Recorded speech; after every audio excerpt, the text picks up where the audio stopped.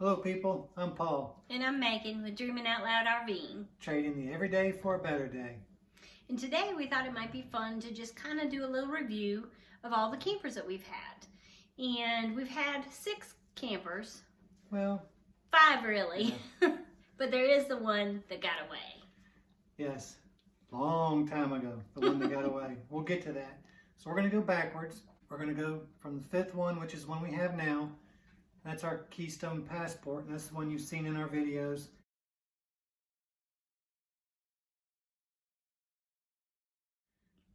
That somebody punched a hole in the wall with an umbrella. I don't know who that was. It happened. So that's the rig we have right now. It's a 3290 BH.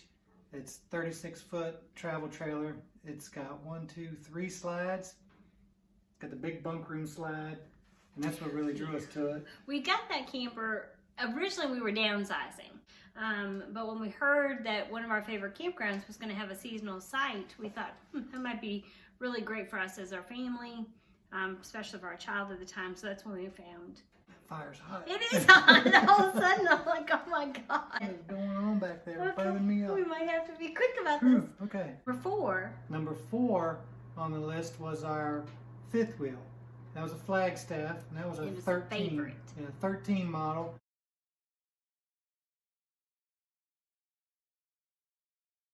Very nice camper. It had 3 slides as well. It had opposing slides in the living area. It was definitely our favorite. We actually lived in it for a while and kind of felt like we were having our dream of living full-time in a camper.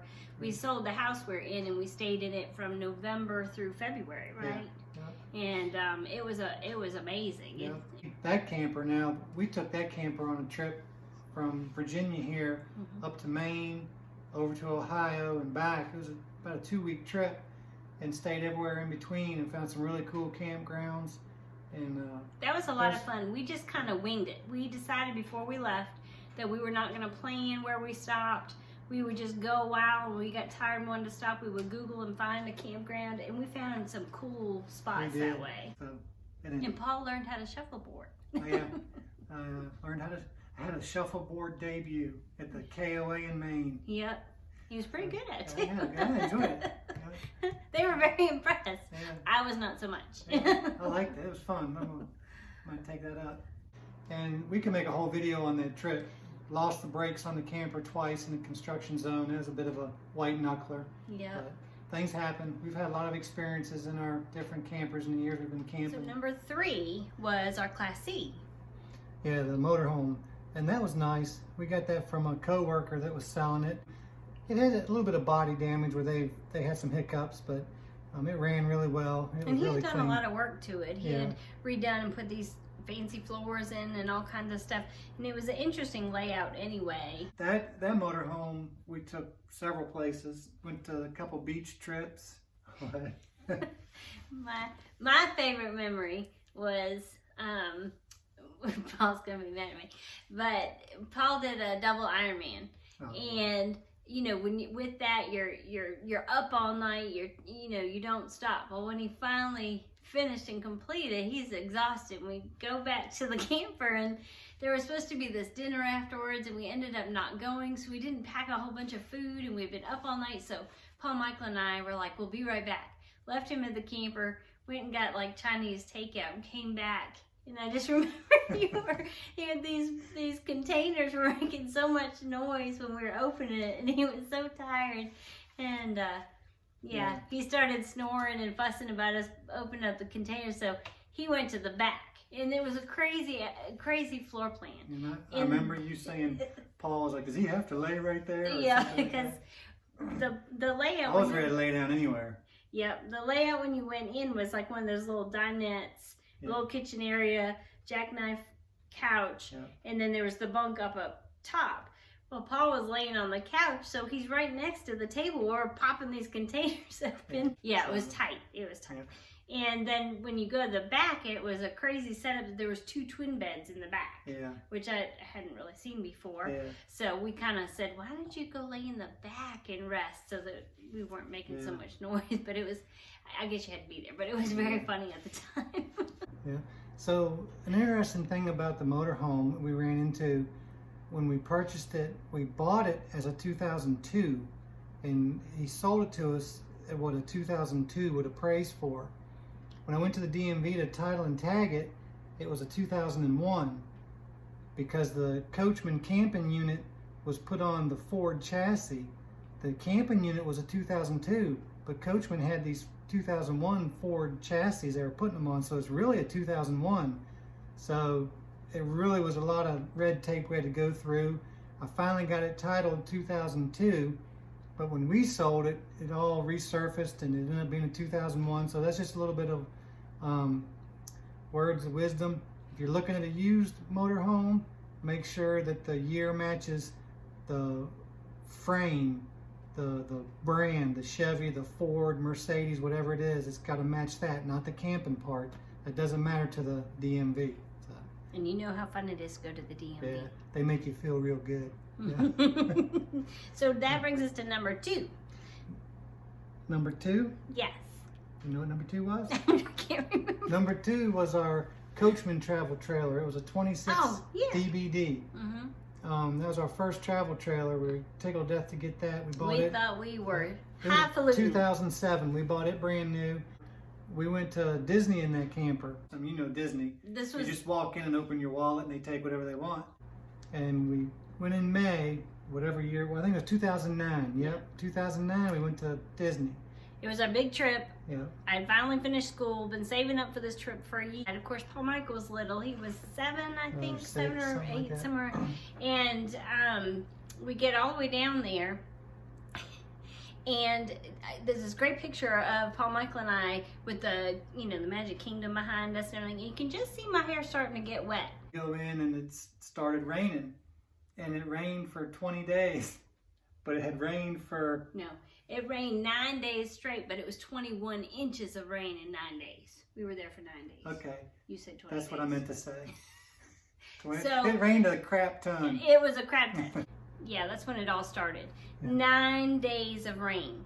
21 inches of monsoon rain. 9 days straight. The whole time we were there. Day we left was the only day as we got out of Florida it stopped raining. Yeah, it was just barely sunshiny then. Whew. Yeah. So we had a child, 2 dogs. 2 dogs. In a rainy camper. Yeah. And soaking wet, ponchos, you name it. And the campground flooded. Around our camper, it was water, and it was literally, you would step out in like calf deep water. I mean, there could have been gators out There there. was ducks swimming. Ducks were swimming around underneath our steps, and underneath our camper, or Mm-hmm. our hose was floating. It was just awful. So one of the nights we were there, I got up to go to the bathroom, stepped out of the bed, floor soaking wet. The camper leaked like crazy. The camper ended up being a lemon. Problem after problem with this camper. And but the average person probably would have gave up. Probably would have left it sitting in Disney. Probably still be sitting there if someone else would have had it. But it was just We a thought mess. about letting it sit there. Yeah, I wanted to. And thankfully, again, that's one of those moments where you're going to have tough times. You're going to have stuff come up.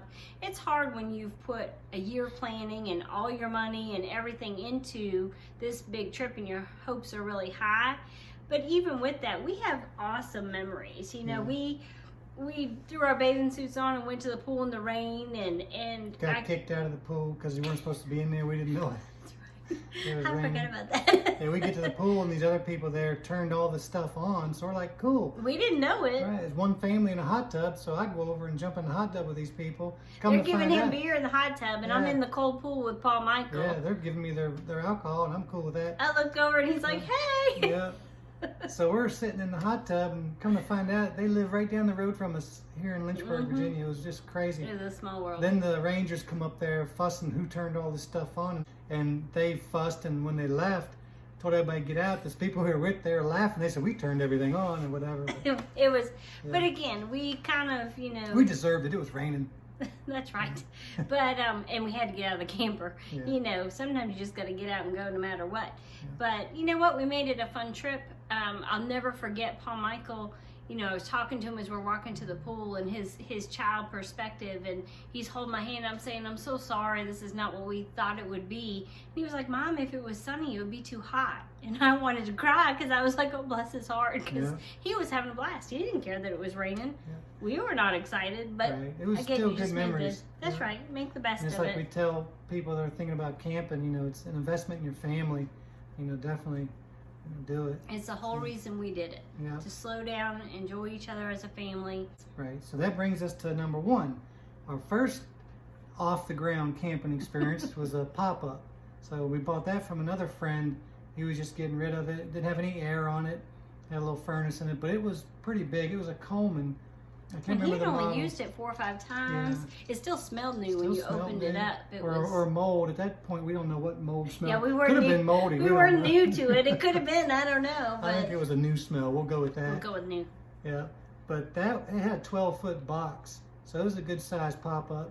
We went on one camping trip with that thing, and didn't have a bad experience. It's just we went to a big campground for Halloween, and the rigs we saw there, we were hooked. We were like, man, we got to keep up with the Joneses. So we got to get rid of this little pop-up. I'm sure everybody can relate. When you go into a campground, you're like, whoa, especially when you're kind of new to it. You get camper envy. Unbelievable. But it was our first exposure also to camping at Halloween. Halloween. Oh my word. So we also got hooked on Halloween. Paul didn't believe me when I said how much everybody decorated, because there was all these pictures from previous Halloweens.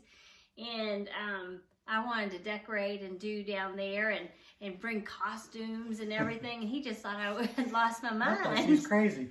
She said, I said, nobody's going to do that. They're camping. Nobody's gonna. So I didn't even take a costume. She took one for me. I didn't know it. And we got down there, and these people were going all out with their decorations and golf carts jacked up and stereos. And the first thing I said when I saw those golf carts is, who does that?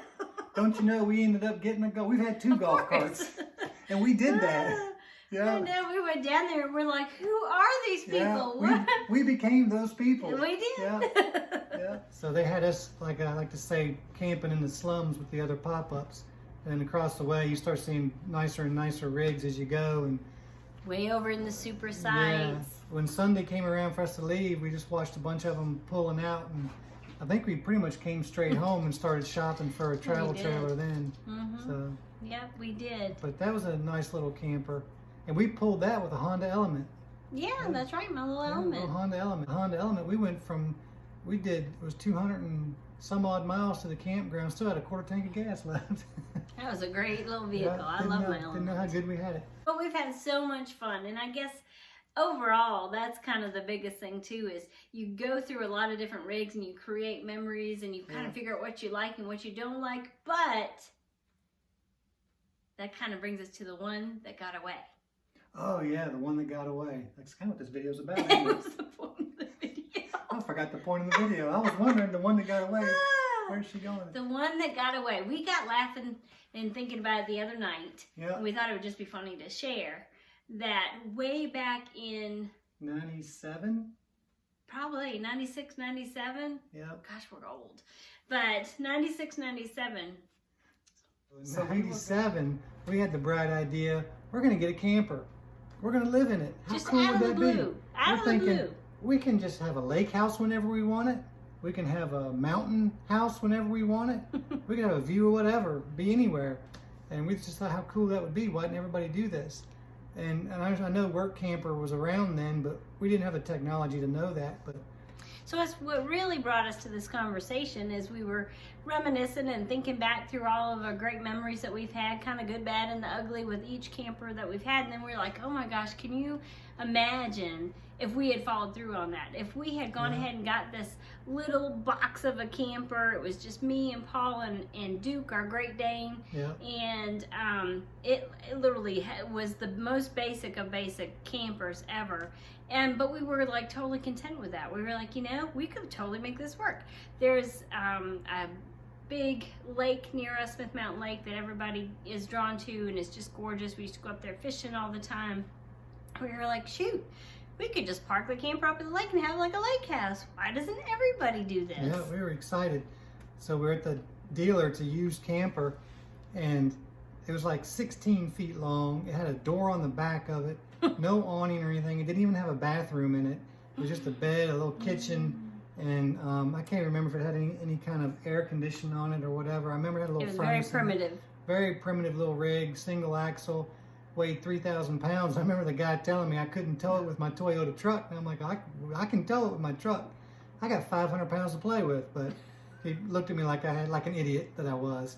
Anyway, we didn't get it for some reason. I can't remember what it was. I don't know. I think life just took a change, and Yeah. we ended up moving back to Maine, where I'm from, for Yeah. a year or so, just because my grandpa was ill and wanted to be there with him. So life took a turn, but I think in retrospect, it kind of is funny how it's coming full circle, and I feel like we've always been the personality that should be full-timers. Yeah.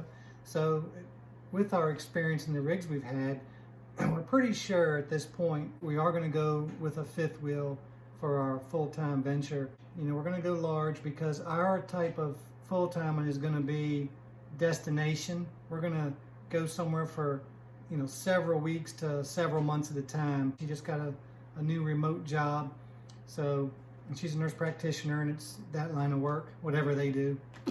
So, Whatever. but so with her job, we're not going to be able to move a lot. We have to be more strategic about where we go, and with the internet and all that jazz. And some of that's, I think, our not nervousness, I don't know what the right word is, but I just, being at a new position, I don't want to not have internet or not have good connection. And so I think once we get a little further down the line and under our belt, and we are more confident with cell signal and Wi-Fi and all of that kind of stuff, and being able to pick campgrounds kind of strategically that way, I think we'll move more. But we've never been ones that want to go every few days. You know, we like kind of settling in for a while, getting to know the area, checking things out, and unless then it sucks, we'll move. Yeah, unless it just sucks, we'll and just then we move. But hey, that's the joy of it. Yeah. And we're hoping in 21 to get out to Quartzsite finally. So we'll see. And 5-6 years down the road, you know, we may downsize. We do plan to downsize our rig eventually. We just feel like it'll be easier to go from bigger to smaller. Yeah. So, maybe we're wrong, I don't know. But I don't know. We'll see. We'll find out. So we hope you enjoyed this video. Just a little story about our RV experiences and what we had, what types of RVs, and the type of camping we've done. Everything from traveling to seasonal. And we don't recommend seasonal. That's a whole nother video. So if someone's thinking about seasonal, please talk to us or someone else or multiple people before you do it, in my opinion. But anyway, so we hope you enjoyed this video. Please like, share, and subscribe. Leave a comment. And we appreciate each and everybody watching us and the support that we've gotten. And we hope you continue to follow our journey. Yes, if you're new to our channel, please subscribe, like, and share. And if you're a current subscriber to our channel, thank you so much for coming back and watching and being here. We certainly do appreciate it. Peace out.